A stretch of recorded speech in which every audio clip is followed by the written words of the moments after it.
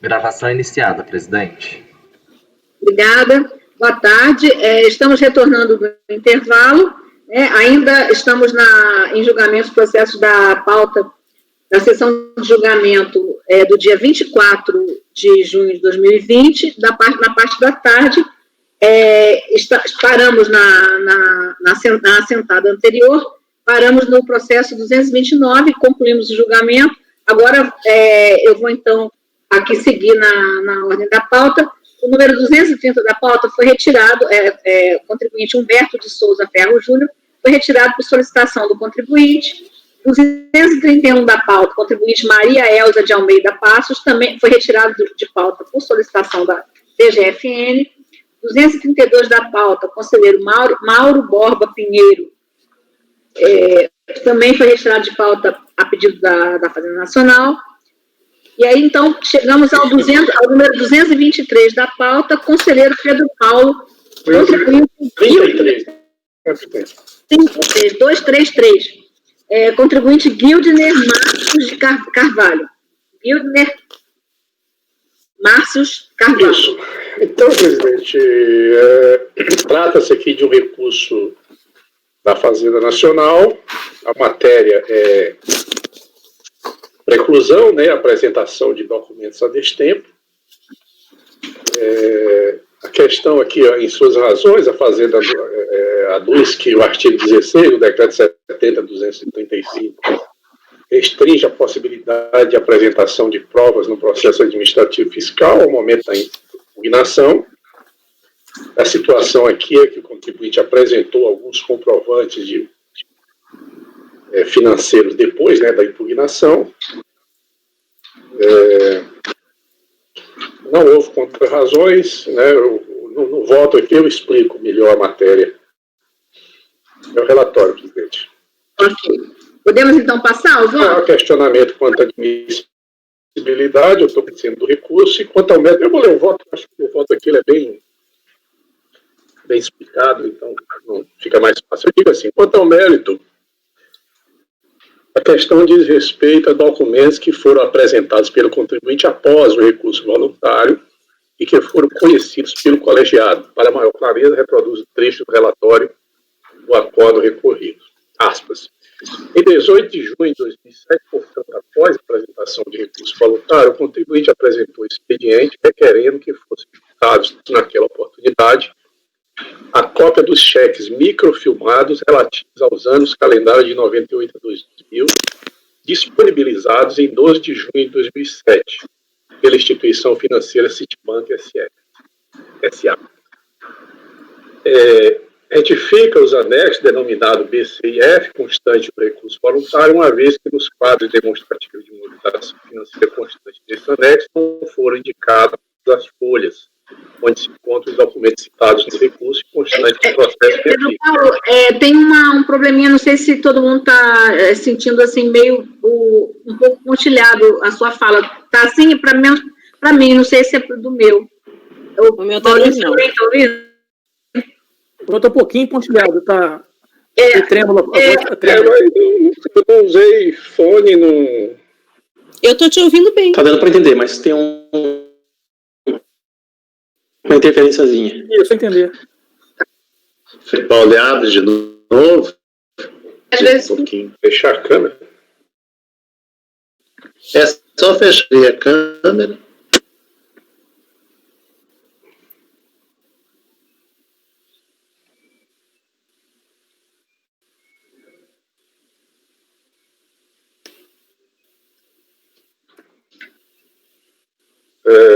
Bom, fechei e abri, vamos ver.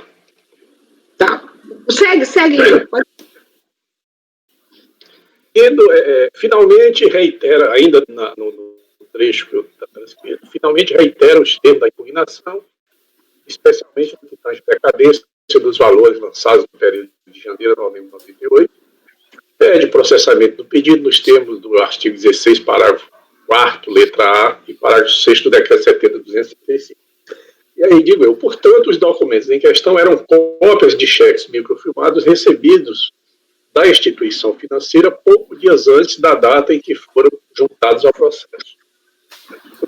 Pois bem, sobre a possibilidade de apresentação de documentos comprobatórios no curso do processo administrativo fiscal, a matéria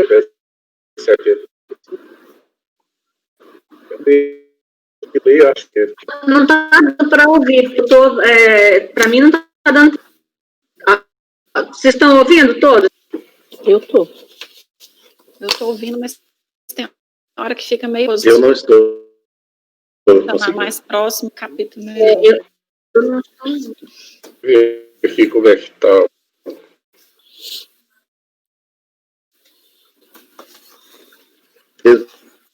Qual a qualidade da resolução da câmera? Não, eu tenho que ver. Talvez. Isso, Tá sempre que a gente torna, tem que achar. Já está. Eu vou falar mais perto aqui. Eu não sei o que fazer.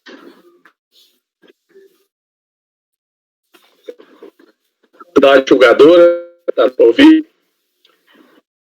Tá. Compete. Vou acompanhar pelo voto, mas a gravação não sei se.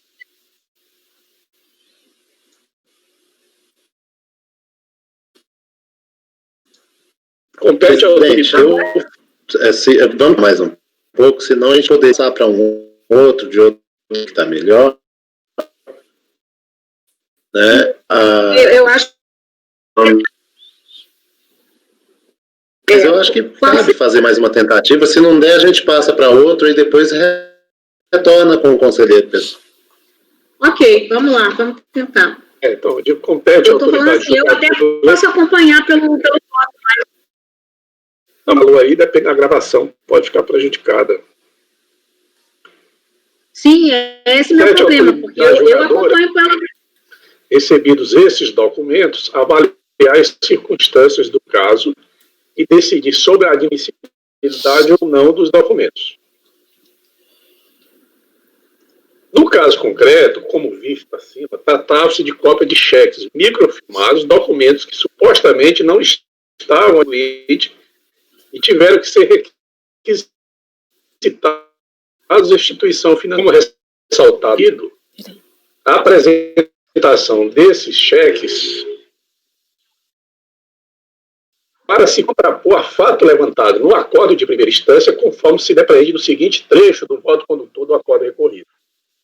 Que aí eu transcrevo. Após o julgamento de primeira instância, permanece em exigência apenas o depósito de 12.665 efetuado em dinheiro na data de 1 de dezembro de 2000, folhas tais.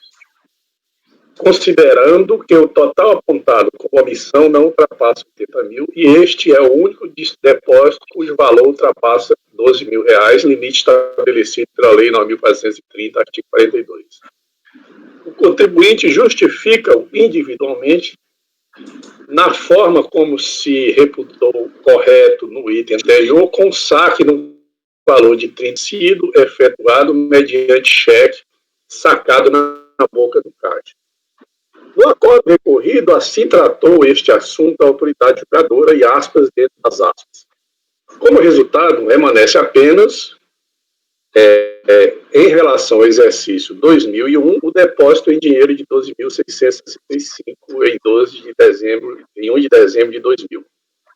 Sustenta o interessado que referido depósito, entretanto, é comprovado pelo saque realizado em 28 de novembro de 2000 no valor de R$30.000.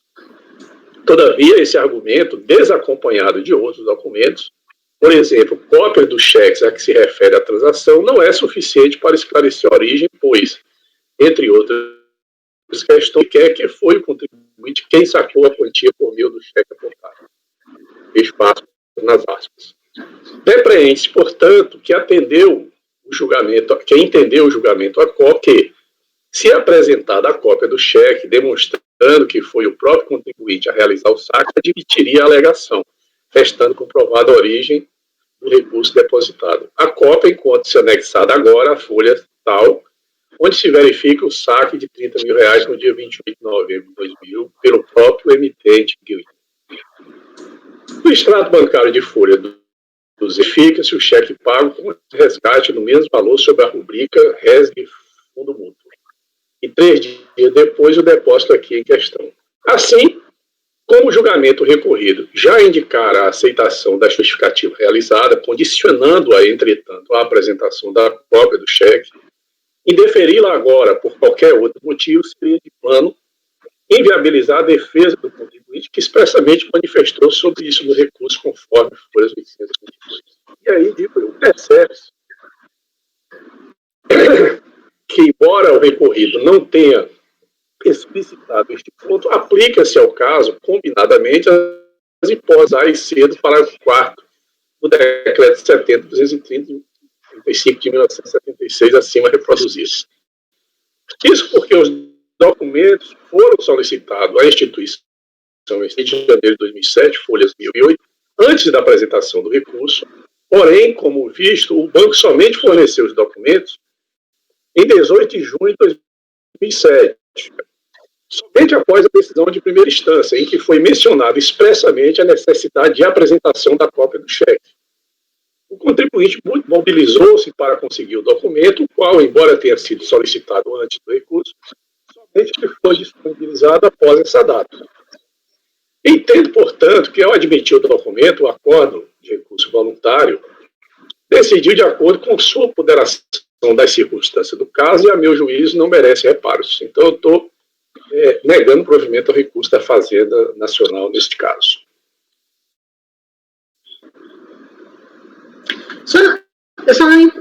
Desculpa, Paulo, só uma dúvida.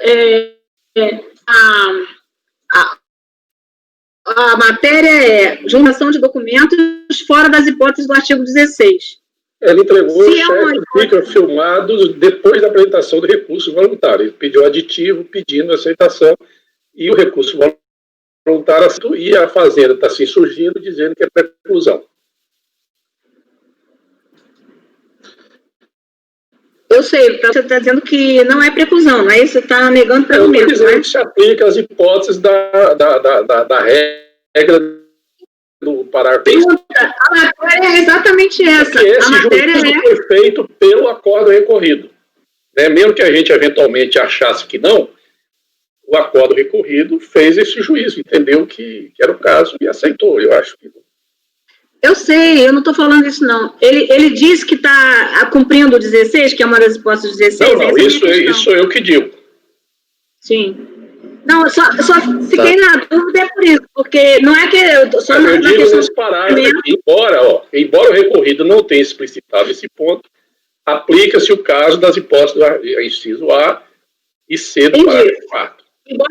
Embora a matéria seja aceitação de documentos fora das hipóteses do 16, você só pode saber se era dentro das hipóteses depois de entrar no mérito da preclusão. É isso? Na verdade, a matéria é preclusão, não aceitou depois. Não, a matéria que eu estou lendo é o que está no despacho de admissibilidade. Aceitou sem estar fora das hipóteses do 16. Sim, aí tem a minha dúvida. Se você não tem o voto dizendo que é do 16, estou perguntando, isso só pode ser extraído depois que você entra no mérito da preclusão, não é isso? Exatamente. Tá. Não, porque seria o caso até, se não fosse assim, se o acordo... Não estou entendendo o seu ponto, não. Isso. Ele não disse assim, né? Eu acordo, não uma das hipóteses do 16. Entendi. Que, na circunstância, a autoridade julgadora entendeu que era cabível e não... Entendi. Eu estou dizendo só assim, que poderia estar num acordo recorrido, assim como você está concluindo, dizendo assim, não, eu estou de acordo com o artigo 16, eu vou aceitar isso aqui, porque ele começou já. Não disse isso, aí você só pode saber... Exatamente. Mas no trecho que eu citei, ele diz, olha, o contribuinte, ele cita o trecho da DRJ e diz que o contribuinte, então, depois do que a DRJ decidiu, apresentou essa prova. Né? Presidente. E até ele diz, seria desleal, ele não usa esse termo, eu não aceitar agora. Né? Eu gostaria de fazer uma ponderação. O conselheiro Pedro Paulo falou da questão do conhecimento, mas a gente não chegou a votar o conhecimento. Eu estou dando uma olhada aqui no acórdão recorrido, no acórdão paradiso. Eu também.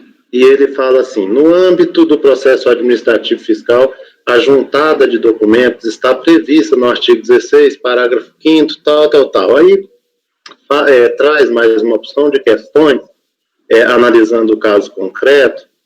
Aí, no finalzinho, ele diz assim: entretanto, para esse singelo julgador, se a prova documental é apresentada fora do prazo e das hipóteses legais, lá do artigo 16 que ele citou, né, e tem interferência direta na constituição da obrigação tributária, objeto, trata-se de reconhecimento de questão de ordem pública. Não está falando isso.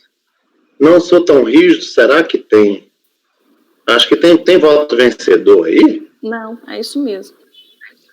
Não, porque eu comecei a entender que o acórdão paradigma, ele também aceitaria essas provas, desde que... Só que aí, ao final, ele conclui que não é o caso no paradigma. Isso, exatamente. Aí seria o caso da gente nem conhecer, porque a situação... a conclusão do recorrido e do paradigma, elas acabam sendo convergentes.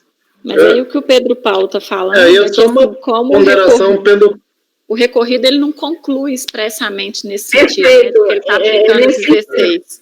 A gente é que, fazendo a leitura do recorrido, é que está entendendo que poderia ser... Mas o recorrido, ele não diz que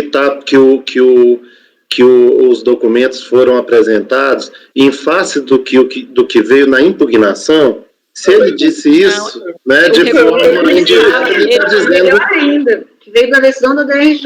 Que a decisão fala que seria prova. Uhum. Então, se a decisão naquela época era prova, ainda que ele tenha juntado, depois continua sendo. Isso, eu acho que ele está se surgindo contra a decisão na hipótese, acho que do parágrafo 4º do 16.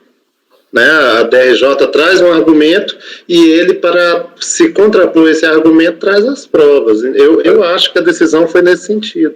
Mas enfim, não vou fazer... Mas aí é que o Pedro Paulo estava dizendo, isso a gente só faz depois que a gente entra no meio. Ele não explicitou isso, mas eu aqui interpreto que a decisão... Sim. Não, daí foi a minha pergunta, Mário. Era essa a minha pergunta, porque quando você faz o voto e diz, está nas hipóteses do 16, e a matéria só pode conhecer se for nas hipóteses do 16, você fica, mas então... Mas aí você teria que dar um passo ainda no... creio, né?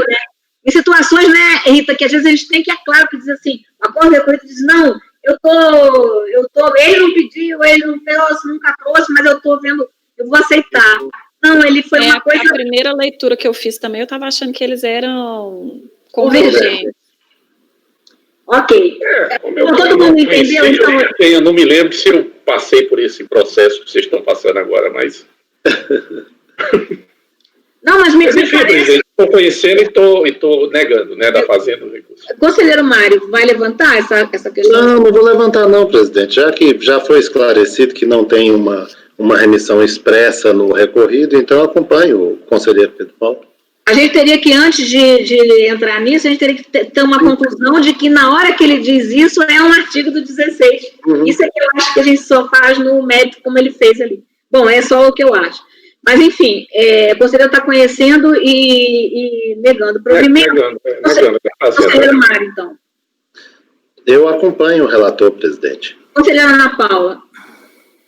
Eu vou acompanhar também. Estava só pensando, mas vou. Conselheira Ana Cecília. Eu só fiquei com dúvida nessa questão que foi colocada antes aí do conhecimento. Mário, no acórdão recorrido tem a remissão ao 16, não é isso? Tem? Não. Tem no parágrafo 3º das preliminares. Se eu estou com o processo errado. É o processo Gildner, né? No recorrido? Bom, foi informado que não tinha, né? Não creio. Tem no início das preliminares ali, no terceiro... No relatório? É no relatório ou já? Deixa eu ver, no voto. No início do voto. Das preliminares, tem o primeiro, segundo, terceiro parágrafo. Deixa eu olhar aqui.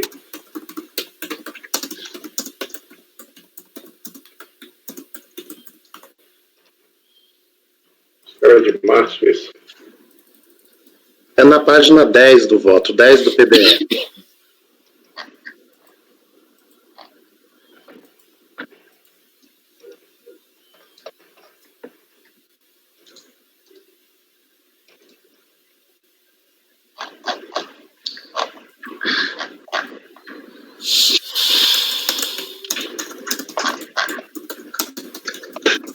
Parece que o que ele está fazendo é enquadrar o caso nas hipóteses, né?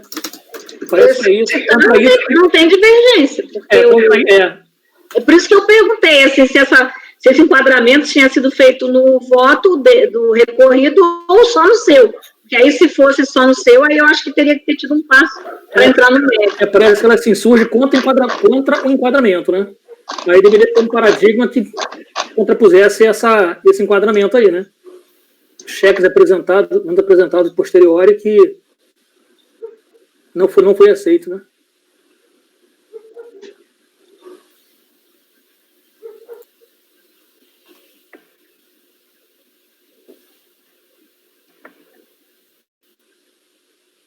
Não, eu acho que ele está dizendo que não é, porque ele diz, olha, não, parece que ele está aplicando pela 9784. Nem ele, eu acho que o Paulo está correto. Então, diz assim, ó, o sistema, olha o que ele diz, a norma do PAF, decreto tal, artigo 16, estabelece que as provas devem ser apresentadas juntamente com a impugnação para incluir no direito. Nem entra nas hipóteses que são exceções a isso, né? Aí ele vai falar assim, o sistema da oficialidade adotado no processo e a necessidade da marcha para frente, a fim de que o mesmo possa atingir seus objetivos de solução, impõe que exigem prazo. Então, continua mantendo que não poderia mais. A análise da norma choca-se prima facie com os princípios da verdade material. Aí está aplicando verdade material, nem ele chegou à conclusão que estava dentro de uma das hipóteses. Né? Ele afastou essa... Então, aí está certo, aí está...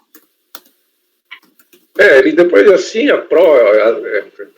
Esse parágrafo de assim, o direito à parte à produção da prova posterior até o momento da decisão, composta graduação a critério da autoridade julgadora e tal. Né?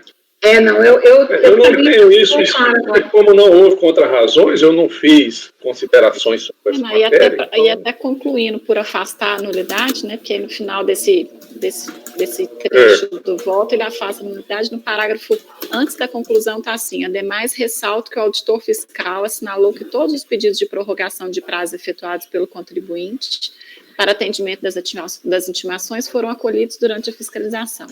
Se houve negativa das instituições financeiras em fornecer os documentos, cópias dos cheques, que o contribuinte reportou imprescindíveis e comprovarem suas alegações, competia ao fiscalizado empreender os mecanismos jurídicos legais para a defesa dos seus direitos. Então, acho que ele está afastando 16, e aí, quando ele entrou no mérito, ele relativizou.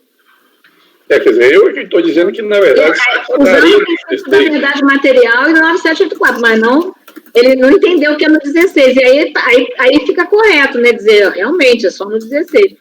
Não pode. É isso mesmo, presidente. Eu mantenho meu voto acompanhando o conselheiro Pedro Paulo. Okay. Eu acompanho. Está na minha vez, né, presidente? Eu acompanho. A Ana Paula também mantém, né? Você já tinha votado também, né? Acompanhando. Eu já tô votando o conhecimento e o mérito, tá? Ele está, então, conhecendo e no mérito negando, né, provimento. Eu já estou votando, o Mário também votou já, assim, o mérito, a Ana Paula também conhecimento e mérito. Sim. A Cecília, conhecimento e mérito, tá? O conselheiro Maurício. Acompanho o relator. Conselheiro Aldinucci. Acompanho o relator. Conselheira Rita. Fico muito honrado do senhor, em homenagem às mulheres, me chamar de relatora, viu? Ele ainda me induziu ao erro, você viu, né? Eu falei relator. Eu falei relatora, não? Sim. Relator! Achei que nós estamos fazendo. Relator, faz de conta que deixa eu ver que era relatora. É o sotaque do João. Olha, então, 233 da pauta, contribuinte Guilherme Márcio Carvalho, unanimidade de voto. Esses casos agora que eu conhecer e não fizer considerações, fazer as anotações, que provavelmente, quando eu julguei esse processo, uns 2, No 3 mérito meses negar. atrás, analisei isso tudo, né? Mas não anotei nada. No mérito, negar-lhe provimento, certo? Agora vamos para o número 234 da pauta, Carlos Augusto de Almeida Ramos. Número 234 da pauta, de relatoria da conselheira Rita.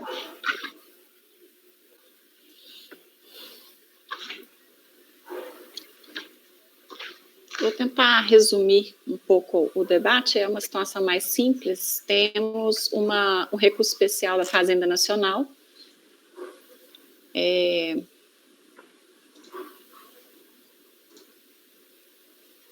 Não. É do contribuinte, desculpa. Esse é o 234. Contra o acórdão da primeira Câmara, primeira turma ordinária, que deu provimento parcial ao recurso voluntário, entretanto, manteve a decisão da DRJ que afastou a preliminar de decadência, concluindo que o fato gerador do imposto de renda exigido a partir da caracterização de acréscimo patrimonial a descoberto é complexível e se concretiza em 31 de dezembro. Acórdão de embargo de declaração de número 24.02.005.911, prolatado em 5 de julho de 2017, sem efeitos infringentes, apenas para fazer constar o teor do voto vencedor no acórdão de final 480, e o qual implicou, já no primeiro lançamento, a exclusão de parte dos valores exigidos. Intimado dos acordos, o contribuinte apresenta recurso especial, qual foi parcialmente admitido. Com base no acórdão paradigma 102.45.906, o único aceito pelo exame de admissibilidade, defende a recorrente que o fato gerador, no caso, é mensal. Abro aspas, o fato gerador do lançamento em tela, em sendo possível, ocorreria na data do suposto acréscimo patrimonial descoberto, ou seja, no último dia do mês em que foi alegado o acréscimo, contra razões da Fazenda pelo não provimento do recurso. Posso passar o voto? Sim, sim. Se ninguém tem dúvida, né? É o caso aí da questão da... Fato gerador do dos rendimentos tributados no ajuste, o momento de ocorrência do fato gerador. Isso. O recurso preenche 3 postos de admissibilidade, razão pela qual conheço. Referida matéria não é nova neste tribunal e nossa jurisprudência já se desmentou no sentido de ser tal fato gerador complexivo. Assim, embora a apuração para fins de caracterização do APD seja mensal, considerando o tratar-se de exigência que somente será efetivada a partir do ajuste anual, é pacífico o entendimento de que o fato gerador ocorrer no dia 31 de dezembro do referido ano calendário, os exatos termos em que ocorre com a omissão de rendimentos decorrentes do depósito bancário com origem não comprovada. Para ilustrar, cito o entendimento proferido pela então conselheira Elaine, que, analisando a exigência de APD sobre outro enfoque, assim esclarece sobre o fato gerador do imposto de renda. Aí eu transcrevo parte do acordo 92.02004.274.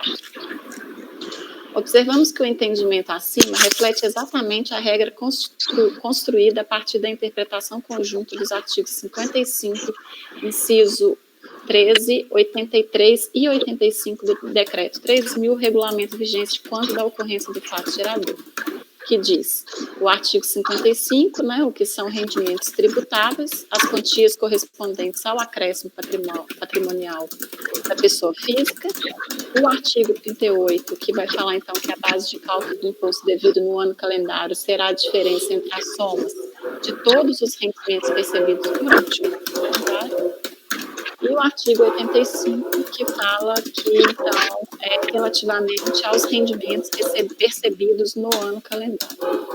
Assim, o acréscimo patrimonial é apurado mensalmente, mas a tributação apenas se dá pela declaração anual de ajuste, em conjunto com os demais rendimentos, ou seja, trata-se de fato gerador que só se aperfeiçoa em 31 de dezembro de cada ano. Então, diante do exposto, eu nego provimento ao recurso do contribuinte.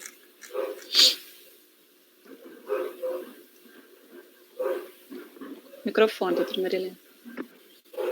Eu fechei o microfone porque eu acho que tem alguma coisa, um ruído, eu não sei se é o meu, mas continuou. Aí é bom quem está com o microfone aberto, dar uma fechadinha para ver se parou o barulho, então eu estou sentindo bastante barulho. Bom, conselheiro Mário. Por aí. Latindo, é isso? Acompanha a relatora, presidente. Sim. Conselheira Ana Paula. Eu acompanho também a PD, né? Sim. Conselheiro Pedro Paulo. Acompanho, presidente. Conselheira Ana Cecília? Acompanho. Conselheiro Maurício? Acompanho, presidente. Conselheiro João Vitor? Eu acompanho. Eu também acompanho. Então, por unanimidade de votos, conhecer o recurso e negar-lhe provimento. Recurso do contribuinte.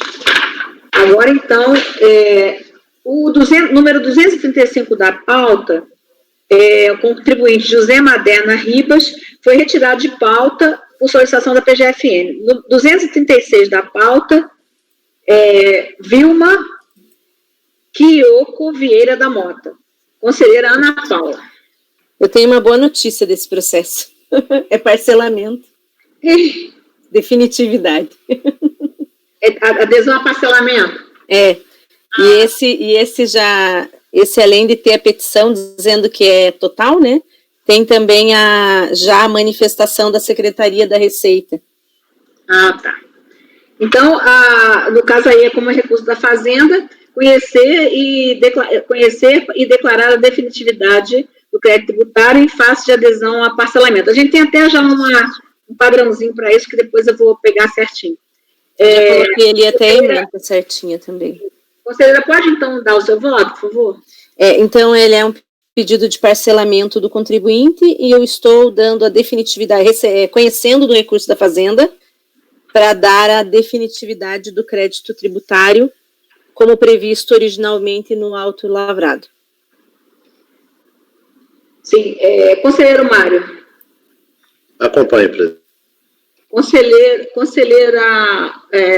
Conselheiro Pedro Paulo. Acompanho, presidente. Hã? Acompanho. Desculpa. Conselheira Ana Cecília. Acompanho. Conselheiro Maurício. Acompanho. Conselheiro João Vitor. Eu acompanho. Conselheira Rita. Eu também acompanho a relatora. Então, o 216 da pauta, por unanimidade de votos, conhecer do recurso especial internacional, declarar a definitividade do crédito tributário em face de adesão a parcelamento. Aí tem já toda uma desistência em função de adesão a parcelamento. Tem já um padrãozinho que a gente usa para esses casos. Número 237 da pauta, Antônio Lincoln Carvalho de Siqueira, é o contribuinte. Ainda de relatoria, já é da conselheira Rita. Esse processo, enquanto eu vou tentando explicar, eu queria que alguém pudesse ir olhando também para ver se concorda com as minhas conclusões.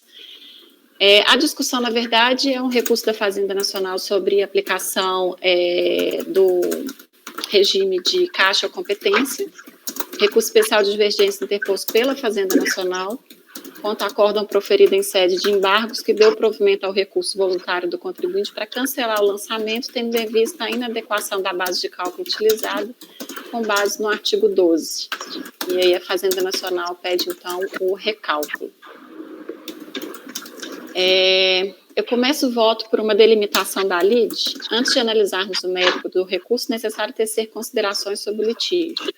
Conforme consta do acórdão recorrido, originalmente a tese de defesa do contribuinte passava pela alegação de não incidência de imposto de renda sobre as verbas recebidas a título de juros decorrentes de valores pagos em ação trabalhista, por meio da qual se reconheceu o direito de complementação salarial em razão de diferenças apuradas.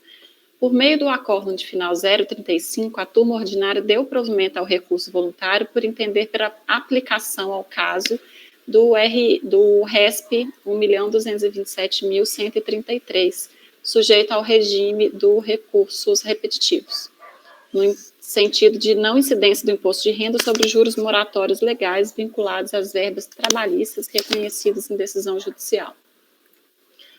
Contra esse acórdão foram postos embargos de declaração pela Fazenda Nacional, os quais foram acolhidos com efeitos infringentes nos termos do acórdão de final 299. E aí eu transcrevo parte do voto, então, desses embargos, que ele conclui que trata-se, assim, de lançamento de rendimentos recebidos acumuladamente por pessoa física em virtude de decisão judicial a título de diferenças salariais, e, portanto, importa trazer à colação o resultado do julgamento dos recursos especiais, que reconheceu a repercussão geral. Na verdade, o que ele... Desculpa, gente. Ele afastou, na decisão de embargos, acolhendo os embargos da Fazenda Nacional, ele afastou a aplicação do repetitivo da questão dos juros sobre a multa, porque ele entendeu que isso não era verba decorrente de ação trabalhista de rescisão de contrato, e sim decorrente de uma discussão de diferença salarial, então que não seria o caso de aplicação, e mandou sobrestar o julgamento, aí sim em razão da decisão pendente ainda na discussão sobre a constitucionalidade ou não do artigo 12. Neste contexto, sanando a obscuridade apontada, o colegiado afastou a aplicação ao caso do RESP 1.227.133 e determinou a suspensão do processo até a decisão definitiva dos tribunais acerca da forma da cobrança do imposto sobre os valores recebidos acumuladamente, se pelo regime de caixa ou pelo regime de competência. Quanto a essa decisão de final 299, nenhuma das partes apresentou recurso. Retomando o curso normal do julgamento, diante do encerramento da discussão no âmbito do Poder Executivo, do Judiciário, o processo foi novamente distribuído e julgado pela turma ordinária, tendo a decisão final se dado por meio, então, do Acórdão 539, que é a decisão ora recorrida. Diante da ausência de recurso do contribuinte contra a parte da decisão que afastou a tese da não incidência de erros sobre os juros recebidos em ação trabalhista, como destacado pelo próprio acórdão recorrido, forçoso concluir que pelo trânsito em julgado da decisão nesse aspecto, razão pela qual os argumentos trazidos pelo contribuinte em sede de contrarrazões não têm o condão de autorar essa condição.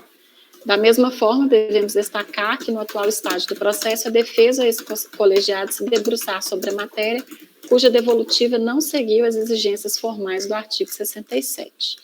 Assim, resta esclarecido que a lide ainda pendente para análise por essa Câmara Superior se limita ao debate acerca do objeto do recurso interposto pela Fazenda Nacional, forma de tributação de rendimentos recebidos acumuladamente. Aí eu fiz essa delimitação por causa das razões trazidas pelo contribuinte em sede de contrarrazões, né? E aí, relendo agora, na hora que eu fui fazer a revisão do voto, eu percebi que o contribuinte também, na hora isso não me chamou atenção, ele traz uma argumentação de alteração de critério jurídico, caso se entenda pela aplicação do recálculo. E aí, eu acho que eu tenho que acrescentar aqui uma parte também sobre essa argumentação de que isso sequer foi matéria pré-questionada. Eu não sei se os senhores concordam. Ou se a gente receberia esses pontos como um eventual recurso especial, mas ainda que a gente entendesse como um recurso especial, entre aspas, adesivo, né? Fato é que o recorrido ele não trata disso, né? Muito pelo contrário, o recorrido ele vem e derruba o lançamento pela nulidade.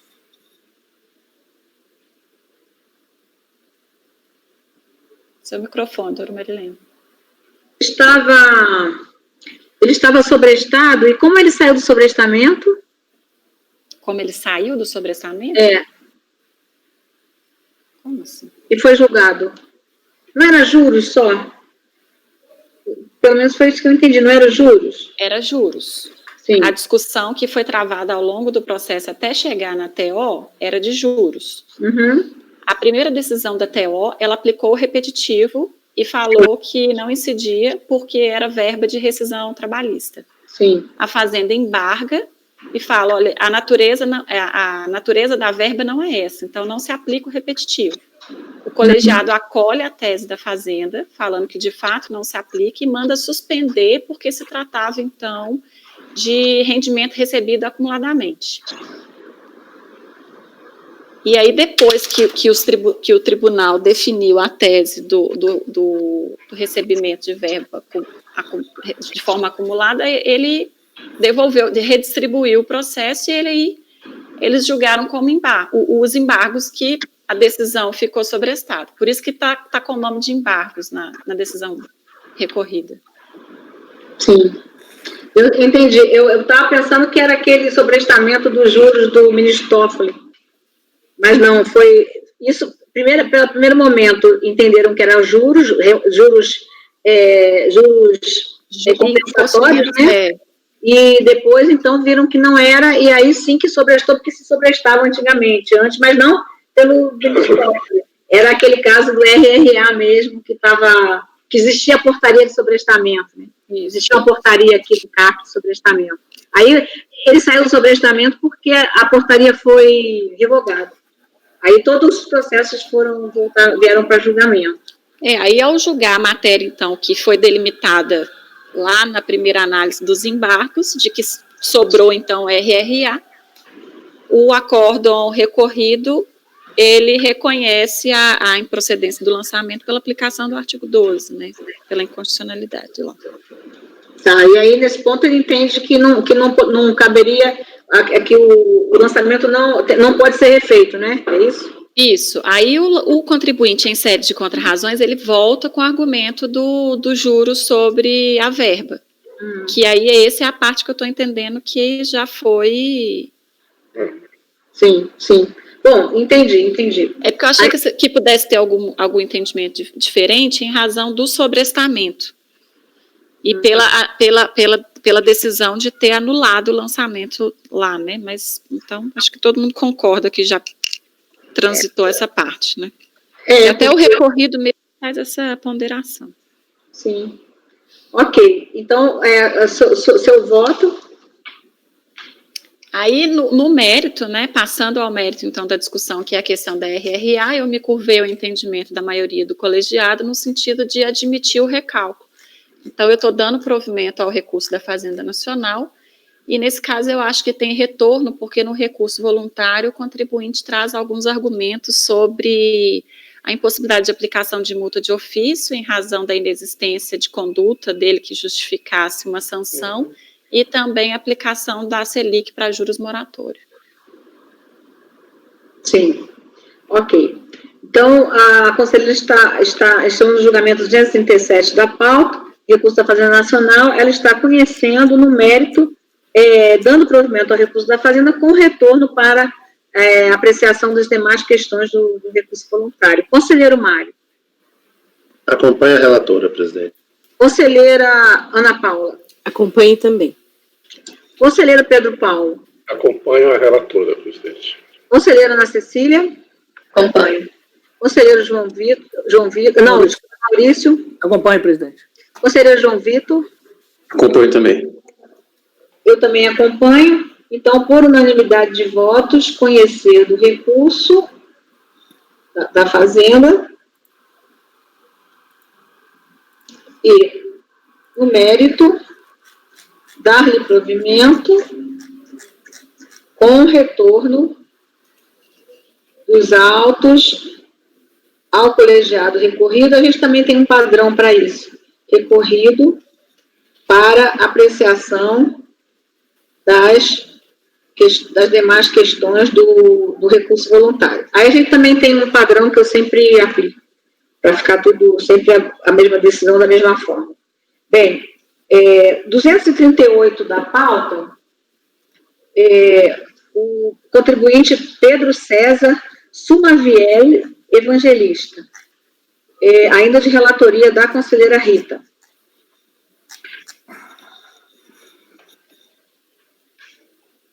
Esse daqui também é um processo simples também, na verdade ele é embargos de declaração oposto pelo contribuinte contra o acórdão que, dando provimento ao recurso especial interposto pela Fazenda, entendeu então pelo recálculo,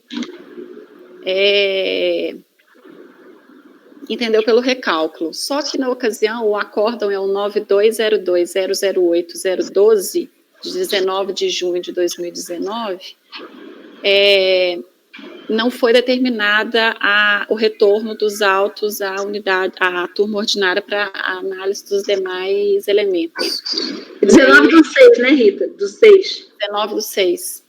E aí o contribuinte, ele apresenta uns embargos alegando haver omissão, contradição ou obscuridade do acordo em relação à tese originária posta nas peças de impugnação e recurso voluntário, tese que se refere à possibilidade de dedução de integralidade dos valores dos honorários advocatícios dispendidos na ação trabalhista, que deu ensejo ao rendimento oferecida tributação. Afirma que a dedução foi integral, entretanto, o lançamento se fundamenta no entendimento de que os honorários advocatícios pagos não podem ser diminuídos integralmente da parcela relativa a rendimentos tributados, e sim considerados proporcionalmente, já esta, uma vez que também se referem a rendimentos isentos e não tributáveis. O contribuinte, na peça dele de embargos, ele vem alegando que a decisão, inclusive, ela não teria muita utilidade, porque em momento nenhum o lançamento, ele trataria da questão do recálculo e já teria sido lançado segundo a regra, então, do regime correto. Só que ele aproveitou um pouco da decisão da turma ordinária que cancelou o lançamento e ficou nisso com todas essas informações e deixou o processo seguir. Então, assim, ele não faz nenhuma ponderação nas peças de contrarrazões. Acho que é por isso também que a gente foi induzido ao erro quando do julgamento. Esse aqui é um voto que era, acho que foi até muito debatido para a gente, porque era o voto da Ana e eu fui o voto vencedor. Então, assim, o contribuinte, ele se aproveitou, né, da decisão que tinha sido favorável a ele, mas aí, quando da reversão do julgamento pela Câmara Superior, ele traz, então, a argumentação de que, na verdade, o lançamento ele nem tem vício, porque ele já foi lançado de acordo com a regra correta. Mas aí, então, tem essas outras matérias que não foram analisadas e que deverão ser enfrentadas. Então, eu estou acolhendo os embargos, sem efeitos infringentes, né, para, sanando a omissão, determinar o retorno dos autos à turma de origem para julgamento das demais questões postas no recurso voluntário. Certo. Deixa eu só completar aqui, sem efeitos infringentes, que eu tinha esquecido de pôr. Conselheiro Mário. Acompanho a relatora, presidente. Conselheira Ana Paula. Bem, estou pensando aqui, acho que nesse caso eu divido um pouquinho da Rita, né? Acho que a gente já teve... Esse é embargo. Esse é só embargo. Esse é o embargo. Se volta ou não, A gente divergiu no recorrido. Divide no principal. No embargado. E achei que você estava falando que era igual, daí eu já estava aqui pensando, nossa. Não, a gente tipo, divergiu. Não é um caso tão normal para ter dois, né? Então, nesse caso, eu voto com a relatora. Eu tenho 2 embargos hoje também, que é uma situação sui generis. Conselheiro Pedro Paulo.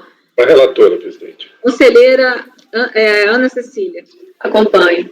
Conselheiro Maurício. Acompanho, presidente. Conselheiro Aldinucci. Acompanho. Eu também acompanho. Então, por unanimidade de votos, conhecer e acolher os embargos de declaração para, sanando o vício apontado no acórdão número 9202-008-012, 19/6/2019, consignar a necessidade de retorno dos autos ao colegiado recorrido para apreciação das demais questões de recurso voluntário. Ok? É isso, né? Bom, agora vamos ver, eu acho que não dá para votar umzinho antes de liberar a gravação, né? Nosso gravador. O 239, conselheiro Mário. A contribuinte é Senina Maria Cabral Saraiva. Tem 2 recursos, do contribuinte e da Fazenda. Você acha melhor já liberar e... Não, é bem rápido isso aqui. Tá. Eu vou iniciar a leitura, eu vou ler só o iniciozinho aqui do relatório, só para dar uma rememorada na situação, mas é uma situação parecida do que já foi votado pela conselheira Rita. Trata-se e também questão muito conhecida do nosso colegiado, trata-se de auto de infração relativa a imposto de renda pessoa física correspondente aos anos calendários tais, constituído em razão de ter sido apurada classificação indevida de rendimentos tributados na declaração anual de imposto de renda, como sendo rendimentos isentos e não tributados. Os rendimentos foram recebidos do Tribunal de Justiça do Estado da Bahia a título de valores indenizatórios de URV.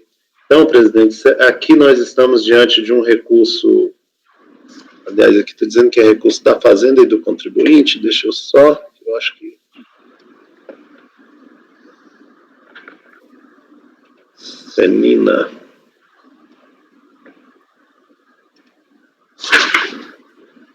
239, não é isso, presidente? Que para mim... O que nós estamos julgando? 239, Ah, não, porque para mim que tinha saído de pauta, mas é isso mesmo, tá aqui. Então, é a discussão de questão de URV paga a magistrados da Bahia, em sessão plenária foi julgado o recurso voluntário, prolatamos o acórdão tal. Deixa eu só conferir se aqui tem... tem o recurso dos dois. Então, vou passar direto ao voto, presidente, e aqui já são questões, tanto os argumentos do contribuinte como os argumentos da Fazenda são questões bastante conhecidas. Então, eu vou passar direto à leitura do voto, recurso, começando pelo recurso especial da Fazenda Nacional, que é tempestivo, né, e atende aos demais pressupostos de admissibilidade, portanto, está sendo conhecido. O mesmo vale para as contrarrazões que foram apresentadas tempestivamente também estão sendo conhecidas. Trata-se de lançamento originário de verbas recebidas a título de URV no período de 2004 a 2006. O acórdão recorrido deu parcial provimento ao recurso voluntário para que fossem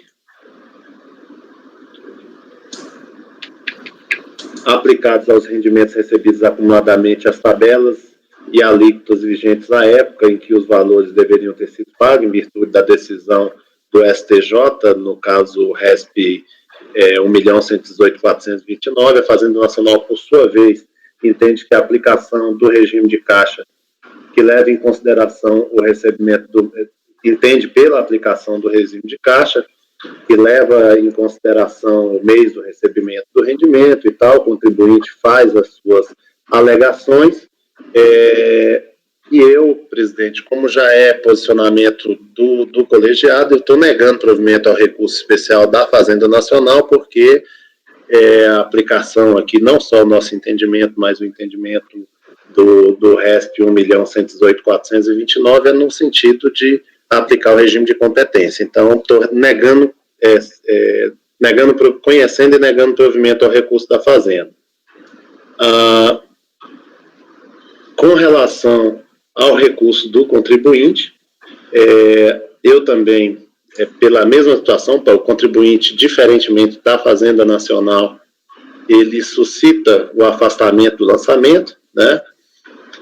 E, da mesma forma, eu estou encaminhando por negar provimento ao recurso especial da contribuinte. Então, o meu resultado aí, e aí eu estou resumindo os dois votos, porque a matéria é bastante conhecida, eu acho que dá para votar em bloco, se o colegiado assim entender.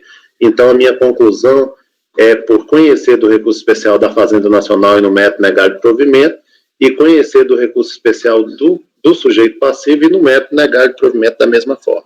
Conselheiro Mário, eu tenho uma dúvida aqui. O recurso da Fazenda é aplicação aos rendimentos recebidos acumuladamente das tabelas progressivas vigentes da época em que os valores deveriam ter sido pagos. Ela está dizendo para aplicar o regime de caixa.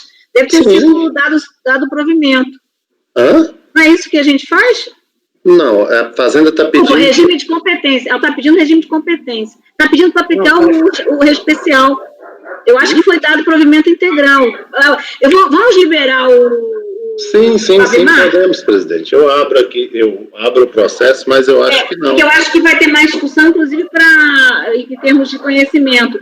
Mas aqui, é o que ela está pedindo aqui, né? No Deixa eu dar uma olhada, vou rememorar Vamos liberar o Fabimar, nossa gravação, que aí a gente se estende e termina o julgamento. Ok. Bom, nós vamos ter que para saber, presidente, nós fomos até o 237, aliás, iniciamos o 238, não é isso? 239. Nós iniciamos o 239, fomos até o 238. Fomos até o 238? Aqui. Porque não é o Senina, nós estamos vendo Senina Maria Cabral. 239. Saraiva. Né? Só para eu fazer a minha anotação aqui.